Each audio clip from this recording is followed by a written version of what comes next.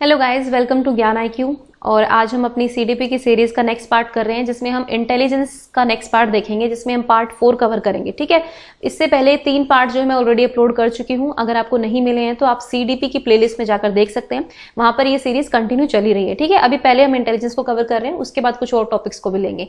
तो गाइज ये जो क्लासेस मैं दे रही हूँ आपको, ये बेसिकली KVS और DSSB इनके मद्देनजर दे रही हूँ। हालांकि अगर आप किसी टैट की तैयारी भी कर रहे हैं तो वो साथ साथ कवर हो ही जाती है।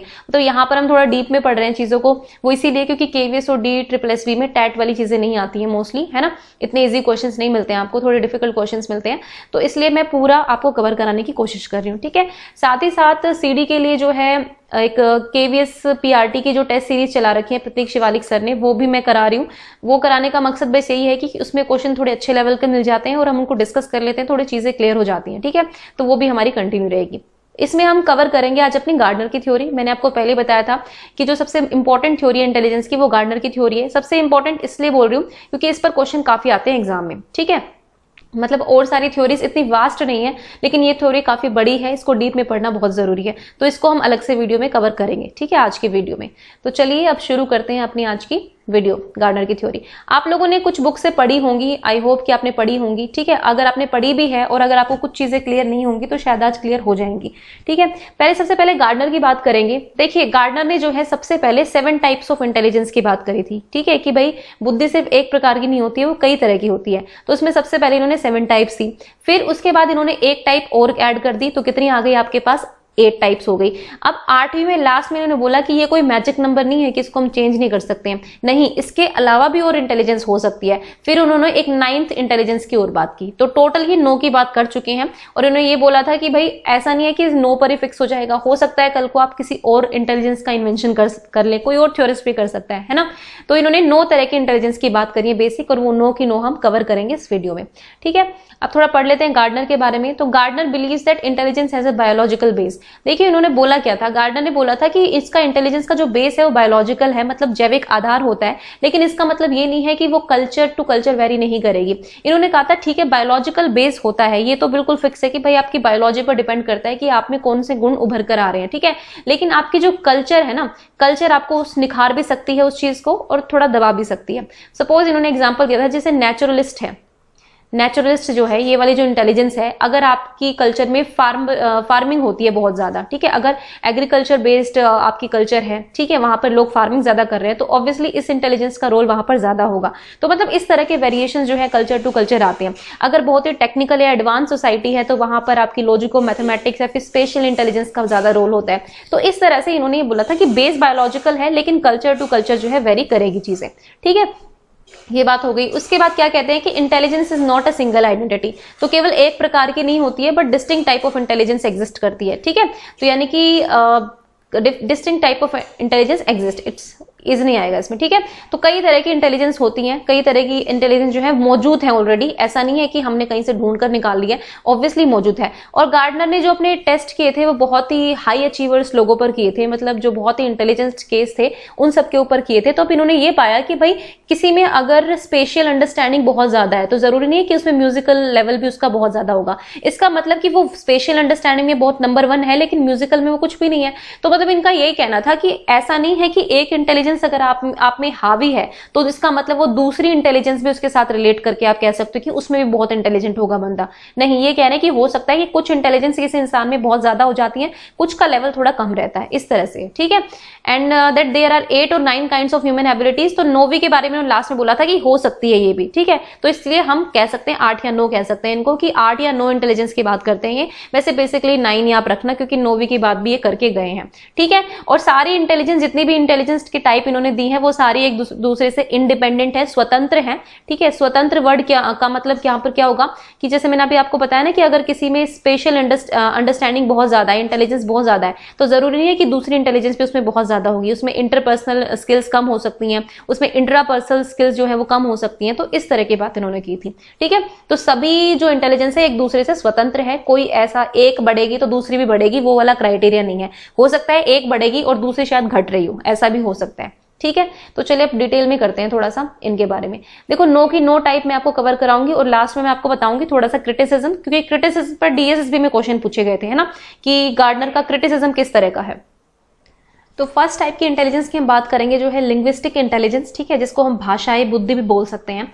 तो इसमें बेसिकली इन्होंने बोला क्या था कि जिन लोगों में ये इंटेलिजेंस पाई जाती है बहुत ज्यादा, वो production and use of language बहुत अच्छे से करते हैं, ठीक है, मतलब उनके अंदर इस तरह की स्किल्स बहुत ज्यादा होती है। देखिए हर कोई कम्युनिकेट अच्छे से नहीं कर सकता है ना, हर कोई दूसरों की बातों को अच्छे से समझ नहीं सकता है, हर कोई अपनी बातों को अच्छे तरीके से समझा नहीं सकता है ना। जैसे मैं आपको पढ़ा रही हूँ, ठीक है, तो ऑब्वियसली मेरे अंदर कोई ना कोई ऐसी स्किल है कि मैं समझा पा रही हूँ, आप लैंग्वेज का यूज जो है काफी अच्छे से कर पा रही हूँ आपको समझाने में, ठीक है। तो हो सकता है कि मेरे अंदर भी भाषा इंटेलिजेंस जो है वो काफी हो, या फिर हो सकता है ना भी हो, है ना, मतलब ये मेरा वहम भी हो सकता है अगर मैं कहूं तो बात यहां पर ये है कि आप लैंग्वेज का प्रोडक्शन और उसका यूज बहुत अच्छे से कर रहे हैं, तो ये आपकी लिंग्विस्टिक इंटेलिजेंस को शो करती है, ठीक है।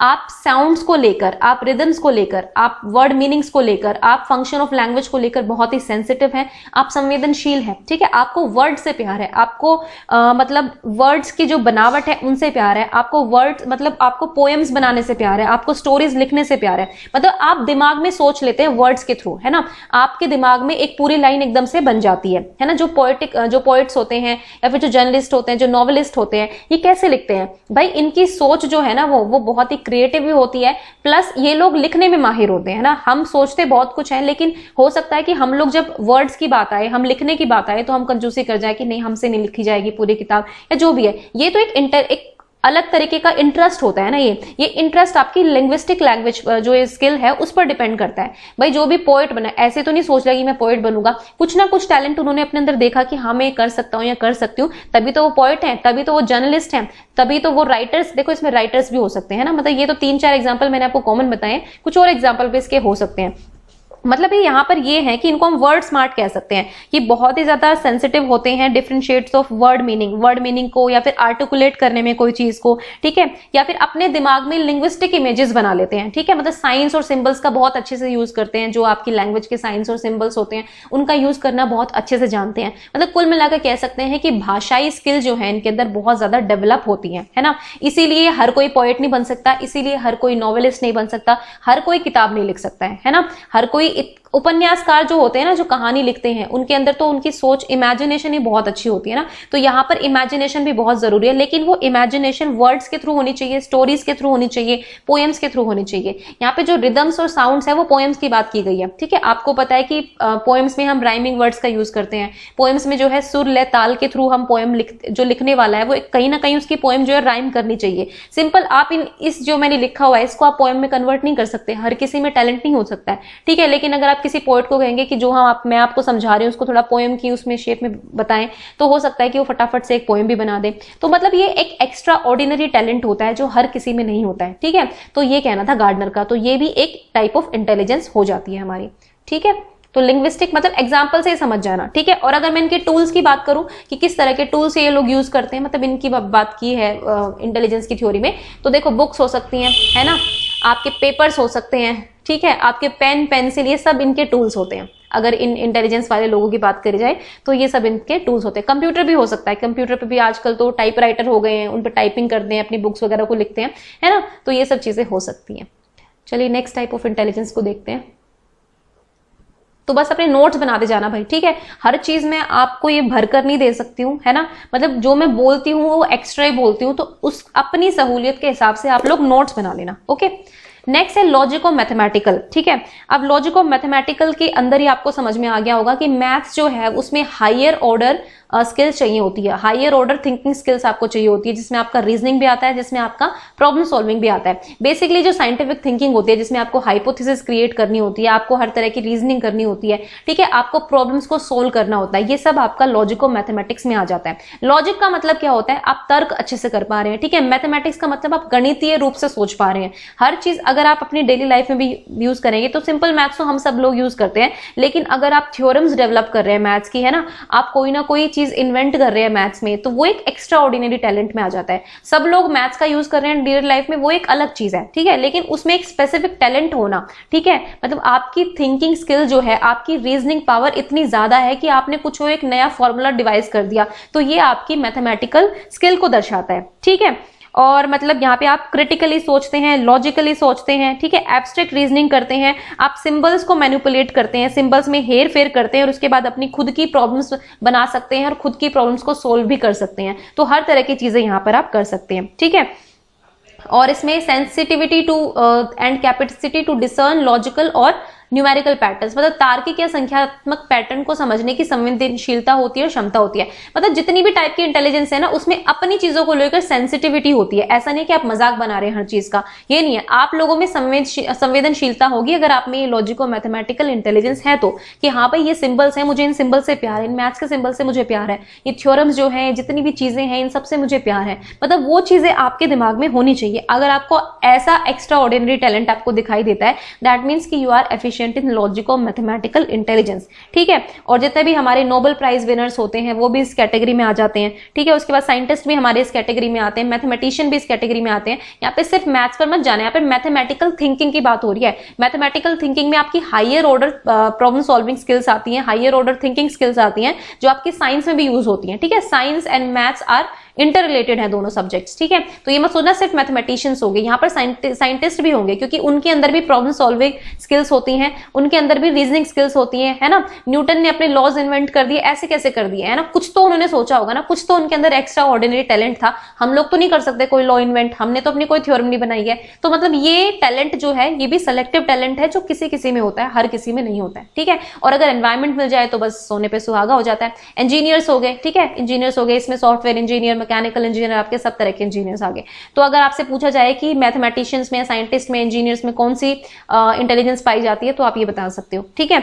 अब अगर हम इनके टूल्स की बात करें तो इनके टूल्स जो होंगे वो आपके टूल्स होंगे जैसे कि पजल्स हो गई, ठीक है, या फिर मतलब रियल लाइफ में काफी चीजें एक्सपीरियंस ये लोग करते हैं, बेसिकली उन चीजों के बारे में सोचते हैं। तो स्पेसिफिक टूल्स तो मैं नहीं कहूंगी, कुछ होते हैं इनके, ठीक है, जैसे पजल सॉल्व करते हैं, या फिर गेम्स हो सकते हैं ना, लॉजिकल गेम्स जो है इनको खेलने का बहुत शौक होता है। या फिर मतलब अगर आपने देखा कि किसी किताब में, मैगजीन में कुछ बहुत ही इंटरेस्टिंग सी पजल आई है, तो ये लोग उसमें लग जाते हैं कि हम तो सोल्व करके ही रहेंगे, है ना। कुछ लोग होते हैं बोर हो जाते हैं, छोड़ देते हैं कि नहीं हमसे नहीं हो रहा, छोड़ो। तो वो मतलब उनके अंदर इस टाइप की इंटेलिजेंस होती ही नहीं है ना। और जो लोग नहीं छोड़ेंगे, बिल्कुल पकड़े रखेंगे कि नहीं हम पजल को सोल्व करके दम लेंगे, करते भी हैं, है ना। अभी मैं देख रही थी किसी को मतलब अवार्ड मिला था, करंट अफेयर्स में पढ़ रही थी मैं पहले, लास्ट ईयर की बात है। तो उसने मतलब 16 ईयर का लड़का था, 16 साल का लड़का था, लेकिन उसमें इतना टैलेंट था, उसने कुछ चीज इन्वेंट की थी, वो मुझे याद नहीं है। मतलब ऐसी चीजें ये लोग इन्वेंट कर देते हैं छोटी उम्र में, तो मतलब छोटी उम्र से ही ये चीजें दिखाई देने लग जाती है, ठीक है। तो this is all about the logico mathematical intelligence. अब नेक्स्ट देखते हैं। नेक्स्ट है म्यूजिकल, ठीक है। This is very creative. ये सिर्फ इंटेलिजेंस ही नहीं, मेरे अकॉर्डिंग, मैं अपना पर्सनल व्यू दे रही हूँ, ये क्रिएटिविटी से भी रिलेटेड है। एंड इंटेलिजेंस तो चलो होगी ही फिर, लेकिन क्रिएटिविटी भी इसमें बहुत हाई लेवल की होती है ना। देखो अब म्यूजिकल संगीतात्मक की बात हो रही है, तो आपको पता है कि म्यूजिक से आप ऑब्वियसली आप सभी को होगा म्यूजिक से प्यार, किसी किसी को नहीं भी होगा, किसी को किस तरह के गाने पसंद है, किसी को किस तरह के गाने पसंद है ना, किसी तरह का म्यूजिक पसंद है। लेकिन अगर आप हर म्यूजिक उस म्यूजिक को आप लोग फील करते हैं, उस म्यूजिक में आप लोग जो है अपने आप से ही धुन, आपकी खुद की धुन प्रोड्यूस कर सकते हैं आप, ठीक है। तो वो आपका एक एक्स्ट्रा ऑर्डिनरी टैलेंट हो गया म्यूजिकल उसमें, ठीक है। जितने भी आपके म्यूजिशियंस होते हैं, जितने भी आपके सिंगर्स होते हैं, ठीक है, जितने भी ये लोग धुन बनाते हैं, ये बहुत ही क्रिएटिव होते हैं, है ना। इनका एक एक्स्ट्रा ऑर्डिनरी टैलेंट है म्यूजिकल इंटेलिजेंस में। अगर मैं बात करूं तो इसमें आप क्या कर सकते हैं, you can produce, create and manipulate musical patterns, ठीक है। आप म्यूजिकल के पैटर्न्स को चेंज कर सकते हैं। देखो जितने भी ये गाने बनाते हैं, मतलब आप लोगों ने सबने सुना होगा, बॉलीवुड सॉन्ग्स भी कह लीजिए या फिर इंग्लिश सॉन्ग कह लीजिए, जो भी है, हर गाना जो होता है डिफरेंट होता है एक दूसरे से, है ना। मतलब अब तक तो कितने लाखों गाने बन चुके होंगे और सारे गाने डिफरेंट है। इसका मतलब ये है कि कहीं ना कहीं तो क्रिएटिविटी है ना। भगवान ने हम सबको बनाया, तो हम सबको अलग अलग से शक्लें दी है ना। सबके वही दो कान, एक नाक, दो आंखें, एक मुंह है, लेकिन स्टिल हमारी जो फेशियल मैं कहूंगी एक्सप्रेशंस है वो चेंज्ड है, हमारी जो फेशियल की बनावट है वो चेंज है, हमारे चेहरे बिल्कुल अलग अलग है, तो वो क्रिएटिविटी है। इसी तरह से इन म्यूजिकल टैलेंटेड लोगों का क्या होता है ना, ये लोग इतनी डिफरेंट तरीके की धुन बना सकते हैं, मतलब इतना ज्यादा क्रिएटिवली ये सोच सकते हैं, इनके अंदर ये एक्स्ट्रा ऑर्डिनरी टैलेंट होता है। ओके, डिफरेंट तरीके का संगीत बना सकते हैं, डिफरेंट तरीके के गाने बना सकते हैं, लिरिक्स लिख सकते हैं, है ना। संगीतकार भी आते हैं इसके अंदर, आपके लिरिसिस्ट भी आते हैं जो मतलब गाना बनाते हैं, है ना, वो भी हो सकते हैं। And ability to appreciate and produce rhythm, tone, pitch, timbre, तो इन सब से इनको मतलब एबिलिटी, इन चीजों को अप्रिशिएट करते हैं ये, और इन चीजों को जो है ये कहीं ना कहीं अपनी जिंदगी में इतना घोल लेते हैं कि आपको लगता है कि आपकी दुनिया इन्हीं के आसपास है। अगर आपसे आपका म्यूजिक छीन लिया जाएगा तो आप मतलब जीना मुश्किल हो जाएगा, मतलब वो वाली चीजें होती हैं, ये लोग होते हैं, ठीक है। ऐसा नहीं कि हम जैसे लोगों ने कुछ सोच लिया कि ठीक है गाना बनाएंगे, गाना बना, नहीं बना तो बना, नहीं बना तो नहीं बना, वो नहीं होता है। मतलब अप्रिशिएट करते हैं ये लोग, अपने वर्क को अप्रिशिएट करते हैं बेसिकली, ठीक है। इसमें एग्जांपल आपके मैंने बता दिए, कंपोजर, ड्रमर, म्यूजिशियंस। और अगर इंस्ट्रूमेंट की बात करें तो आपके म्यूजिकल जो इंस्ट्रूमेंट्स होते हैं वो सारे इनके इंस्ट्रूमेंट्स हो सकते हैं, ठीक है। मतलब एक तरह से म्यूजिक से प्यार होता है और प्लस उसमें एक एक्स्ट्रा ऑर्डिनरी इनका टैलेंट निकल कर आता है, ठीक है। तो आई होप कि ये भी आपको क्लियर हो गया होगा। नेक्स्ट आपका स्पेशल, इसको हम विजुअल स्पेशल भी बोलते हैं, ठीक है। विजुअल स्पेशल भी इसको कह सकते हैं, सिर्फ स्पेशल नहीं, कई बार आपको ये दोनों टर्म एक साथ नजर आएंगी, ठीक है। अब इसमें क्या होता है, देखो स्पेशल ये दैशिक से है, एक तरह से दिशाओं के बारे में आपकी नॉलेज, आपकी स्पेस के बारे में नॉलेज, ठीक है। आपकी कहीं ना कहीं कितने भी जो पैटर्न्स होते हैं, जो इमेजेस होती हैं, उनको आपको समझने की एक जो आपकी सेंस होती है वो इस इंटेलिजेंस के अंदर आती है। मतलब आप विजुअल इमेजेस को जो है बना सकते हैं, पैटर्न्स को बना सकते हैं, उनको समझ सकते हैं, ठीक है। Forming, using and transforming mental images, आप अपने दिमाग में मेंटल इमेजेस बना सकते हैं। देखो इसका सबसे अच्छा एग्जांपल मैं दूंगी मैप्स वाला, ठीक है। जब आप मैप्स पढ़ते हैं तो मैप्स में बहुत सारी चीजें होती हैं, डायरेक्शन भी होती हैं, ठीक है, सिंबल्स भी होते हैं। फिर मैप में आपको ये पता होना चाहिए कि ये किस डायरेक्शन में, इस साइड से मूव कर रहा है, ये किस चीज का सिंबल है। मतलब मैप्स पढ़ना जो है सबके बस की बात नहीं है, मैं अगर सिंपल भाषा में कहूं तो, ठीक है। तो ये एक्स्ट्रा ऑर्डिनरी स्किल्स होती हैं इन लोगों में जिनके अंदर स्पेशल इंटेलिजेंस बहुत ज्यादा होती है, ठीक है।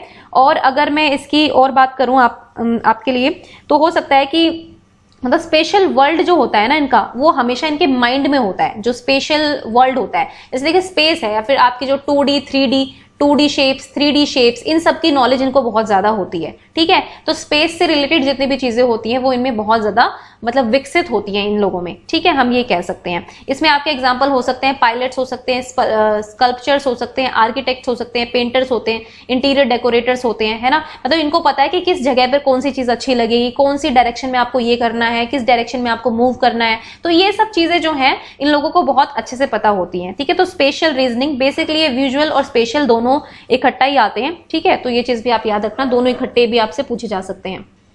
अपने एनवायरनमेंट के प्रति भी बहुत अवेयर होते हैं, ठीक है। और इन लोगों को मतलब पजल्स बनाना और पजल सोल्व करना, मैप्स को रीड करना, ठीक है। और मतलब पूरा दिन ये लोग डे ड्रीमिंग भी कर सकते हैं एक तरह से अगर कहें तो। और अगर मैं इनके टूल्स की बात करूं तो मॉडल्स हो गए, ठीक है, उसके बाद चार्ट्स हो गए, आपके मॉडल्स चार्ट्स हो गए, या फिर फोटोग्राफ्स हो गए, ये सब इनको बहुत पसंद होते हैं, है ना। तो ये इनके टूल्स भी होते हैं, इनके थ्रू अपनी थिंकिंग जो है बहुत ज्यादा डेवलप करते हैं। Okay, this is all about the special and visual intelligence. Next देखते हैं इंटरपर्सनल, ठीक है, पारस्परिक या अंतःक्रिया कह सकते हैं इसको, हिंदी में एग्जैक्ट वर्ड मुझे पता नहीं है, तो आप देख लेना एक बार। इंटरपर्सनल पारस्परिक ही होगा शायद, ठीक है। तो ability to understand desires and needs of others, this is very easy. देखो इंटरपर्सनल क्या होती है, जब आप जो है दूसरों को कितना अच्छे से समझ पा रहे हैं, दूसरों के साथ आपकी कितनी ज्यादा बॉन्डिंग है, दूसरों के साथ आप किस तरह से समायोजन कर पा रहे हैं, वो आपका इंटरपर्सनल स्किल्स में आता है, ठीक है। आप दूसरों की डिजायर्स को समझ सके, उनकी इच्छाओं को समझ सके, उनकी जरूरतों को समझ सके और फिर उसको रिस्पॉन्ड भी कर सके, ठीक है, उस पर उचित अपनी प्रक्रिया भी दे सके। ऐसा नहीं है किसी ने आपको कुछ बताया और आप भड़क गए कि नहीं ये कैसे बात कर रहे हो, ऐसे नहीं होना। मतलब आपको दूसरों का पर्सपेक्टिव भी अच्छे समझ में आता है, आप बेसिकली सोशली कितना समायोजित कर पा रहे हैं दूसरों के साथ, वो आपकी इंटरपर्सनल स्किल्स को दिखाता है, ठीक है। अगर आप बहुत ज्यादा झगड़ालू होंगे तो आपके मतलब रिश्ते काफी अच्छे नहीं बनेंगे। अगर आप बहुत ही सॉफ्ट स्पोकन होंगे तो हो सकता है कि लोग आपके साथ बहुत अच्छे से बात करना चाहें, ठीक है। आप दूसरों की भावनाओं को समझेंगे तो लोग भी आपको समझेंगे, तो आपकी रिलेशनशिप काफी अच्छी मेंटेन होंगी, ठीक है। इसमें एग्जांपल्स, इसमें ज्यादा कुछ समझाने का है नहीं, आप सबको समझ में आ गया होगा। साइकोलॉजिस्ट हो गए, काउंसलर्स हो गए, ठीक है, ये दूसरों को समझ पाते हैं। अगर साइकोलॉजी आपने पढ़ी है, चाइल्ड साइकोलॉजी पढ़ी है, आपने क्यों पढ़ी है, इसीलिए पढ़ी है ना, ताकि आप बच्चों को समझ पाओ, उनकी भावनाओं को, उनकी इच्छाओं को आप अच्छे से पढ़ पाओ, इसलिए ये सब्जेक्ट जो है आपको टीचिंग लाइन में मिलता है। उसके बाद काउंसलर्स हो गए या फिर सोशल वर्कर्स हो गए। सोशल वर्कर्स भी सोसाइटी के लिए काम करते हैं बेसिकली, है ना। सोसाइटी के जो बहुत ही डिसएडवांटेज ग्रुप होते हैं या फिर जो हाशिए पर समूह पहुंच जाते हैं, उन लोगों के लिए काम करते हैं, क्योंकि ये उनकी भावनाओं को समझते हैं, उनके लिए इनके मन से निकलता है कि हाँ भाई हमें इन लोगों की मदद करनी है, क्योंकि इन लोगों को मदद की जरूरत है, मतलब आप समझ पाए हैं, ठीक है। या फिर रिलीजियस लीडर्स हो गए, थेरेपिस्ट हो गए, मतलब बहुत सारे लोग हो सकते हैं इसमें भी। ओके, आपकी इंटरपर्सनल स्किल्स आपके रिलेशनशिप को भी बहुत ज्यादा प्रभावित करती है। मतलब अगर हम पारिवारिक उसमें बात करें तो, है ना, अगर आपके परिवार में झगड़े बहुत ज्यादा हो रहे हैं, लोगों के आपस में नहीं बन रही हैं, लोगों में आपस में प्यार ही नहीं है, समझौते करने के लिए आप है ही नहीं मतलब अवेलेबल, तो फिर कैसे होगा? रिलेशनशिप तो मेंटेन ही ऐसे होते हैं ना कि आपकी इंटरपर्सनल स्किल्स जो है बहुत अच्छी होनी चाहिए उसमें, ठीक है। तो ये होती है इंटरपर्सनल स्किल्स। अब इसी से रिलेटेड एक और टर्म है जो है आपकी इंट्रापर्सनल, ठीक है। देखो इंटरपर्सनल और इंट्रापर्सनल में क्या होता है कि इंटरपर्सनल में आप जो है दूसरों के साथ आपका कितना अच्छा बॉन्डिंग है, दूसरों के साथ आप कितने अच्छे से समायोजित कर पा रहे हैं, वो है। लेकिन इंट्रापर्सनल में होता है अंतरव्यक्तिक, यानी कि आप अपने साथ के साथ ही, मतलब आप अपने आप को किस तरह से मेंटेन कर पा रहे हैं, वो आपकी इंट्रापर्सनल स्किल्स होती है ना। As a knowledge of your own strength, आपको अपनी स्ट्रेंथ के बारे में पता है कि नहीं पता है, आपको अपनी वीकनेस कमजोरियों के बारे में पता है कि नहीं पता है, क्या आप रिफ्लेक्ट कर पा रहे हैं अपने ऊपर, ठीक है। उसके बाद आपको अपनी कैपेबिलिटीज के बारे में, आपकी जरूरतों के बारे में, आपकी अपने आप को गाइड करने की बारे में, आप अपने बिहेवियर को किसी ना किसी तरीके से गाइड करते हैं। हम हमेशा अपने बिहेवियर को जो है ना गाइड हमेशा करते हैं, क्योंकि हमें लगता है कि कई बार हम लोग सेल्फ एनालिसिस भी करते हैं कि हाँ भाई क्या हमने आज जो चीजें करी वो सही थी कि नहीं करी थी, ये चीज मुझसे गलत हो गई, ये मैंने गलत कर दिया, या फिर मैंने ये डिसीजन गलत ले लिया। ये सारी चीजें आपकी इंट्रापर्सनल स्किल्स को दिखाती हैं। अगर आप इस चीज में समायोजन नहीं कर पा रहे हैं, अगर आप अपने आप को अच्छे से गाइड नहीं कर पा रहे हैं, दैट मीन्स कि you are lacking this type of intelligence, है ना। ये टाइप ऑफ इंटेलिजेंस आपके अंदर थोड़ी सी कम है ना, तो ये हो सकता है। Anyone with detailed and accurate knowledge of self, भाई जिसको भी अपने बारे में बहुत अच्छे से पता है, अपने आप को लेकर वो बहुत ही क्लियर है, उसको ये पता है कि उसको किस डायरेक्शन में जाना है, उसे किस तरीके के काम करने हैं, उसे किस तरह से अपनी लाइफ को लीड करना है, वो बंदे इसमें आ जाते हैं, ठीक है। इसमें स्पेशली हम मेंशन, कोई प्रोफेशन तो होता नहीं है कि अपने बारे में आप जान ले तो ये प्रोफेशन हो गया, तो ये हो सकता है, ठीक है। जैसे किसी को घूमना फिरना बहुत पसंद है तो उसको सब कुछ देखना होगा कि क्या घूमना फिरना मेरे लिए ठीक है, मेरी सेहत के लिए ठीक है कि नहीं है, तो बहुत सारी चीजें हैं। अगर आपको नहीं पता अपने बारे में कि ठीक है, जो जिन लोगों को सांस की दिक्कत होती है, जिसको एस्थमा होता है या फिर जिसको कोई बीमारी है, अगर वो पहाड़ों पर जाएंगे ट्रैकिंग करने, जो भी करने, तो ऑब्वियसली आपको उसके कॉन्सिक्वेंसेस भी झेलने पड़ेंगे। तो ये अपने बारे में एक नॉलेज ही है, ठीक है, कि आपको अपनी कमजोरी और अपनी स्ट्रेंथ के बारे में पता हो, ठीक है। तो this is all about the intrapersonal, ठीक है। अब देखो क्रिटिसिज्म में पढ़ेंगे कि हम ये इंटेलिजेंस है कि नहीं है, वो हम क्रिटिसिज्म में करेंगे, क्योंकि गार्डनर का जो है क्रिटिसिज्म भी काफी अच्छा खासा है। तो ये नहीं है कि उन्होंने इंटेलिजेंस दे दी तो सब लोग मान लेंगे। हर थ्योरी को, हर चीज को, देखो कोई भी चीज आती है ना तो उसका एंटी अपने आप ही आ जाता है ना। कोई भी चीज समाज में बिल्कुल ट्रुथ नहीं होती है, कुछ भी सच्चाई नहीं होती है। थॉट्स जो है वो बदलते रहते हैं, ठीक है। किसी के थॉट्स हमें ज्यादा अच्छे लग जाते हैं, किसी के कम अच्छे लगते हैं, तो वही हम सच मानकर चलते हैं। ओके, तो नेक्स्ट है आपकी bodily kinesthetic. This is very easy, ठीक है। बॉडीली काइनेस्थेटिक, यहाँ पर आपकी बॉडी का और आपके शरीर की गति का बहुत ज्यादा यूज हो, उसको हम बॉडीली काइनेस्थेटिक कह सकते हैं। यूजिंग होल और portion of the body flexibility, आप अपनी बॉडी को, अपने पोर्शन ऑफ बॉडी, अपने हैंड्स को, अपने लेग्स को, अपने सर को, अपने नेक को, ट्रंक को किस तरह से अच्छी तरह से यूज कर पा रहे हैं, क्रिएटिवली यूज कर पा रहे हैं, ये इस तरह की इंटेलिजेंस को दर्शाता है, ठीक है। Ability to control body movements and know more about your body in space, ठीक है। आपको अपनी बॉडी मूवमेंट्स पर कंट्रोल होना चाहिए, आपको अपनी बॉडी की पोजीशन का पता होना चाहिए कि स्पेस में किस तरह से है, ठीक है। इसके एग्जांपल सिंपल अगर कहूं तो देखो योगा इंस्ट्रक्टर्स होते हैं, ठीक है, योग सिखाने वाले योग कोचेस जो होते हैं, उनको पता होता है कि आपको कौन कौन सी मूवमेंट्स करानी है, ठीक है, किस मूवमेंट से आपको क्या बेनिफिट होगा। तो बॉडी की मूवमेंट्स का उनको बहुत अच्छे से पता होता है, बॉडी की फ्लेक्सिबिलिटी का उनको अच्छे से पता होता है। That means they are intelligent in this field, ठीक है। उसके बाद अगर हम डांसर्स की बात करें तो डांसर्स को भी देखो, कोरियोग्राफर्स भी होते हैं इसमें आपके, उनको पता है कि बॉडी को किस डायरेक्शन ले जाकर क्या स्टेप बनाना है। तो ये कोरियोग्राफर्स हो गए या डांसर्स हो गए, जिम्नास्ट हो गए, ठीक है, जगलर हो गए, ठीक है, जो बाजीगर होते हैं, मतलब हाथ पैरों से खेल दिखा देते हैं, ठीक है, वो वाले लोग हो गए। तो ये सब आपके किस में आते हैं, बॉडीली काइनेस्थेटिक में, जिसमें बेसिकली आपकी बॉडी जो है वो आपका मेन मोटिव है, ठीक है, वो है। और इसमें टूल्स आपके रियल ऑब्जेक्ट्स हो सकते हैं ना, जैसे कि हम योगा के लिए काफी चीजें यूज करते हैं। फिर आप जिम्स में जाते हैं तो आपके अलग टूल्स होते हैं, जो जिम वाले लोग होते हैं, जिम ट्रेनर होते हैं, वो भी इसी के अंदर आएंगे, ठीक है। मतलब बात यह है कि आपको अपनी बॉडी की अवेयरनेस होनी चाहिए। यहाँ पर देखो क्या होता है, इंट्रापर्सनल में आपको अपने आप के बारे में, आपके मन, मतलब ऐसी चीजें आपको दिखाई नहीं दे रही हैं, उनके बारे में नॉलेज है। लेकिन यहाँ पर जो है, यहाँ पर आपकी बॉडी पर फोकस है, ठीक है, जो आपका बायोलॉजिकल स्ट्रक्चर है ना पूरी बॉडी का, बॉडी के पार्ट्स हैं, हैंड्स, लेग्स, ठीक है, ट्रंक हो गई, हेड हो गया, हेयर्स हो गए, इन सब के जो नॉलेज है वो इसमें बॉडीली काइनेस्थेटिक में आती है कि इन चीजों का आप किस तरह से यूज कर पा रहे हैं, इन चीजों को कितने क्रिएटिवली और फ्लेक्सिबली जो है आप यूज कर पा रहे हैं, ठीक है। तो ये बॉडीली काइनेस्थेटिक काइनेस्थेटिक मीनिंग आती है। जैसे एक बॉडी लैंग्वेज कहते हैं ना, बॉडी लैंग्वेज होती है इंसान की, आपके हाव भाव, आपकी मूवमेंट्स, कुछ बहुत कुछ दर्शाती हैं आपकी पर्सनालिटी के बारे में, ठीक है। तो ये सब आता है इसमें, ठीक है। और यहाँ पर आप लोग हैंड्स ऑन एक्सपीरियंस लेते हैं, एक्टिंग आउट करते हैं, रोल प्ले करते हैं, ये सब आपका बॉडी काइनेस्टिक में आ जाएगा, ठीक है। कई बार क्वेश्चन आ जाता है कि रोल प्ले जो है, रोल प्ले जब आप करते हैं तो इसमें कौन कौन सी इंटेलिजेंस होंगी, तो बॉडी काइनेस्थेटिक भी होगी, याद रखना, ठीक है, क्योंकि इसमें रोल प्ले में आपको बॉडी मूवमेंट्स की जरूरत होती है। ओके, चलिए नेक्स्ट देखते हैं। 8th जो थी इनकी वो थी नेचुरलिस्ट, प्रकृतिवादी, ठीक है। सिंपल भाषा में कहें तो आपको इसके मीनिंग से समझ में आ रहा होगा कि आप नेचुरल वर्ल्ड के प्रति बहुत सेंसिटिव है, आप ट्रीज के प्रति, ठीक है, एनिमल्स के प्रति, मतलब जितने भी आपको अपने नेचुरल वर्ल्ड में चीजें दिखती हैं आप उन सभी के प्रति बहुत ज्यादा सेंसिटिव है, आपको उन चीज की इंपॉर्टेंस का पता है, आपको उन सभी के फीचर्स का बहुत अच्छे से पता है, आपको प्यार है अपने नेचुरल वर्ल्ड से। ये बेसिकली इस इंटेलिजेंस को दर्शाती है, ठीक है। It involves complete awareness of our relationship with natural world. हमारा खुद के साथ तो रिलेशन है ही, अपनों के साथ तो है ही, लेकिन जो हमारा नेचुरल वर्ल्ड है, जो हमारा प्राकृतिक दुनिया है, इसके साथ हमारा क्या रिलेशनशिप है वो आपको पता है कि नहीं पता है। देखिए, जब हम प्रकृति के साथ काम करने लग जाते हैं, प्रकृति में बहुत ज्यादा इन्वॉल्व हो जाते हैं, उनके प्रति कंसर्न दिखाते हैं, तो हमें ऑब्वियसली उन चीजों से भी प्यार हो जाता है। जैसे जिन लोगों को गार्डनिंग का बहुत शौक होता है, कुछ लोग जो पेड़ पौधे होते हैं उनको बिल्कुल अपने बच्चे की तरह पालते हैं, और अगर उनमें कटिंग वटिंग होती है तो उनको बहुत दुख होता है, ठीक है। हर कोई ये पेन फील नहीं कर सकता। जैसे मैं अपनी बात करूं तो मैं गार्डनिंग बिल्कुल नहीं करती हूँ, ठीक है, इसमें कोई शर्म की वैसी बात नहीं है, क्योंकि देखो गार्डनिंग क्या, तो मेरे पास टाइम नहीं है अभी इन चीजों का, है ना। और जब आगे कुछ और नहीं करेंगे तो गार्डनिंग करेंगे तो क्या पता मेरा खुद का इंटरेस्ट भी डेवलप हो जाए, लेकिन मेरे अंदर से नहीं आता है कि मेरे को गार्डनिंग करनी है या मेरे को ट्रीज ग्रो करने। Obviously I am a big supporter of tree plantation, कि ट्री प्लांटेशन होनी चाहिए, पेड़ों को नहीं काटना चाहिए, ये सब चीजें मुझ में है, लेकिन अगर स्पेसिफिकली मैं कहूँ ना कि मुझे गार्डनिंग करनी है तो वो मेरे अंदर नहीं है, मतलब अपने आप से नहीं आता है, ठीक है। तो हो सकता है कि आप लोग जो देख रहे हैं आप में से कई लोगों को गार्डनिंग बहुत पसंद है ना, फार्मिंग करना किसी को बहुत पसंद है। देखो किसान जो होते हैं ना उनको अपनी जमीन से बहुत प्यार होता है, जमीन को कोई भी नुकसान या जमीन खराब होना या फसल खराब होना वो हालांकि उनकी इनकम से रिलेटेड होती है, लेकिन उनको ऐसा नहीं कि सिर्फ इनकम वाली बात है, उनको अपने खेत से प्यार हो जाता है, उनको अपनी उस मिट्टी से प्यार हो जाता है जिसमें उन्होंने जन्म लिया है, जिसमें उन्होंने काम किया है। तो ये इनके नेचुरलिस्टिक व्यू को दिखाता है कि किस तरह से प्रकृतिवादी हैं ये लोग और किस तरह से वो प्रकृति की चीजों को यूज कर रहे हैं और किस तरह से उनको उनके साथ अपना लगाव है, जुड़ाव है उनका, ठीक है।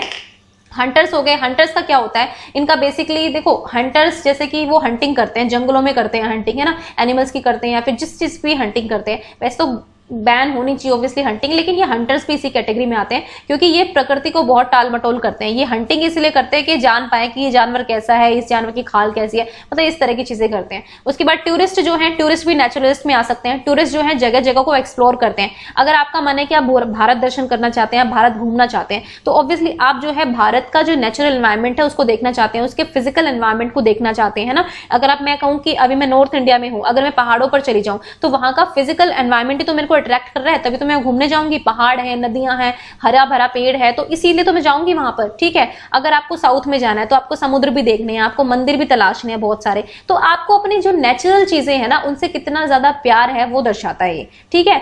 तो आई थिंक ये क्लियर हो गया होगा आपको नेचुरलिस्ट का।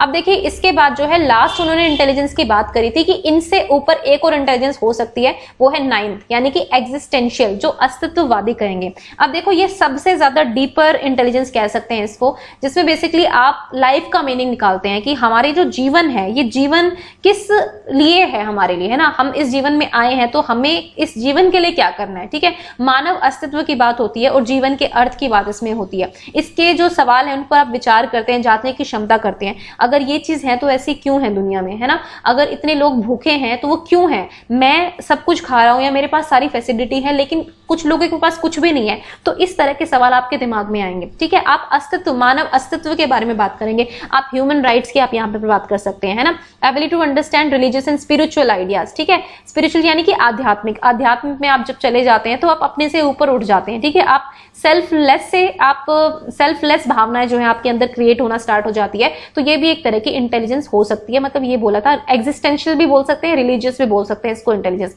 देखो धर्म जो होता है, अभी हिंदू मुस्लिम ये तो खैर हमने धर्म बना दिए अपने अकॉर्डिंग, लेकिन धर्म का मेन मुद्दा क्या था, जो गांधी जी कहते हैं ना, धर्म जो है वो आपको जीवन जीने का तरीका सिखाता है ना। कोई भी धर्म जो होता है वो ये कहता कहता है कि आपको किस तरह से अपनी लाइफ को, आप किस तरह से अपनी इच्छाओं पर कंट्रोल रखना है, आपको किस तरह से आपको मानव जाति के लिए काम करना है। आप अगर दुनिया में आए हैं तो आपको भगवान ने किसी मकसद के साथ भेजा है, और अगर आप सिर्फ अपने लिए करने में लगे हुए हैं तो आप बेसिकली अपने, ये आपका रियल लाइफ का मीनिंग नहीं है। आपको दूसरों के लिए, आपको इस समाज को कुछ देना है, आपको लोगों की हेल्प करनी है, मदद करनी है। तो ये इस तरह की एग्जिस्टेंशियल इसमें आ जाती हैं, ठीक है, स्पिरिचुअल भावनाएं होती हैं ये, ठीक है। मतलब एक मैं कहूं अगर सिंपल भाषा में, तो जो आपकी मोरालिटी, जो आपके एथिक्स होते हैं, प्रिंसिपल्स होते हैं, वो कहीं ना कहीं इसके अंदर आ जाते हैं।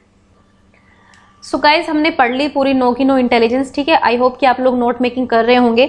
अब हम बात करेंगे जरा इसके क्रिटिसिज्म पर, ठीक है, क्योंकि क्वेश्चन जो है इस पर, इसके क्रिटिसिज्म पर भी पूछे जाते हैं कि क्रिटिसाइज क्यों किया गया इस थ्योरी को बेसिकली।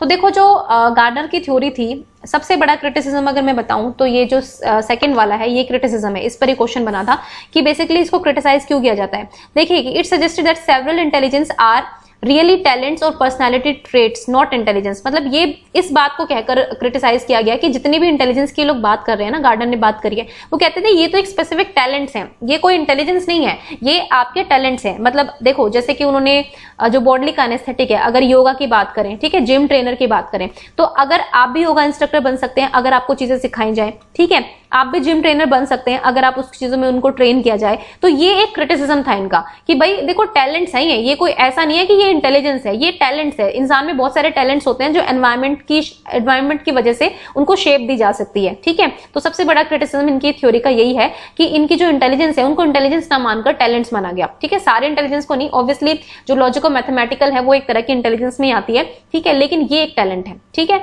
और पर्सनैलिटी ट्रेट्स भी आप इनको कह सकते हैं, मतलब व्यक्तित्व के लक्षण है ये कोई इंटेलिजेंस नहीं है, इसलिए बोला जाता है, ठीक है। जैसे प्रकृतिवादी हैं, ठीक है भाई, ठीक है, अगर आप जंगलों में, अब किसान की बात आ गई, तो किसान जब पूरा दिन खेत में रहता है, खेत में काम करता है, तो ऑब्वियसली आपको उसको उस चीज से लगाव तो होगा ही। इसका मतलब ये नहीं कि वो प्रकृतिवादी है, मतलब ये मैं क्रिटिसिज्म की बात कर रही हूँ, ठीक है, मेरे पर्सनल व्यू नहीं है, तो ये कहना था उनका, मैं आपको एग्जांपल के थ्रू समझा रही हूँ, ठीक है। तो ये माना गया कि भाई ये टैलेंट्स हैं, ये पर्सनैलिटी ट्रेट्स नहीं है, ठीक है। अगर दूसरी क्रिटिसिज्म की बात की जाए तो ये कहा था कि they are not independent, there are correlations among them.